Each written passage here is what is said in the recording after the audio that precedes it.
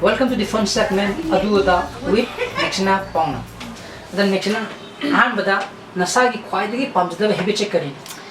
Ai khwaidagi pamjadaba habit se hari punne kem thamdana pungang thokpa se hari free and frank wana pungang thokpa se si se ai khwaidagi pamjadaba habit na. Control to ngam na kana ta race chinji yam ngam thokta ba.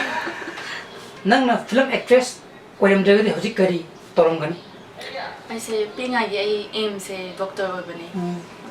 From my dress or medical student I'm more okay. Nanga no magi Manipuri CM Waragadi Kari Torongani.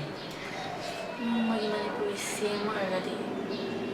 Politics game under the Pankang the Adubu Pazagi putting pen about the term again a color no magi CM already. Okay. Nangi Punchida, why did he Pakachava a key how was in a Karina? Why did he pack up? It's harder to zoom say I hate say. It's time to zoom. Height it. Okay. Nang wanda superpower ma thangba taradi karamba makhal gi superpower thanggena khalli aduga kari maram he. Superpower ma fangi. Superpower se kano wish I could read people's mind. Mi mind se khangdoga hari mi duna phatta ba khalamaga su chumthok pa yai dana imana bi bu or su ai khangna chana ba bu or su adu do phangen khal. Nangi friend amabu punchi gi oina life imprisonment dagi kan gani hairagadi nang kota oida wa ngangada. Mana bine ngang tam ne.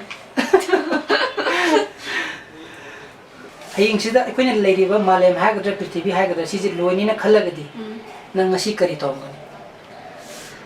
Ai mama baba aduga nung siraba marup mapang aduga ai nungsinariba khoina pulap chamina ba pang. Okay. TV saying to money hagati. Kaina drobani na. Nang na numagi opposite sex habidi nang hojik nupi ni ko. Ai numagi nang nupa mo oiba tare ba ko. Taragadi karamba sakfam oiningi aduga kari tawani. Sakfam say Ranveer Singh. Ranveer Singh gi oiningi. Aduga kari tawani numududa. No, maje oiragadi. Maje oiragadi. Pi phazama mani zum propose to ma. Aduga aroi beda no mudi lu yum palak ta bayaro natra. Aduna nangi wakhalonda nangi life partner oigedo misakto. Karamba character karamba magun chelani. Character se loyal ba ana tawi basile support to biba. Care to be the one I can trust. Amasi tall, handsome. Risty oido zuyara. Eba? Rich oido zuyara. Rich oido zuyara. Thamoy busi nga. Okay. Okay.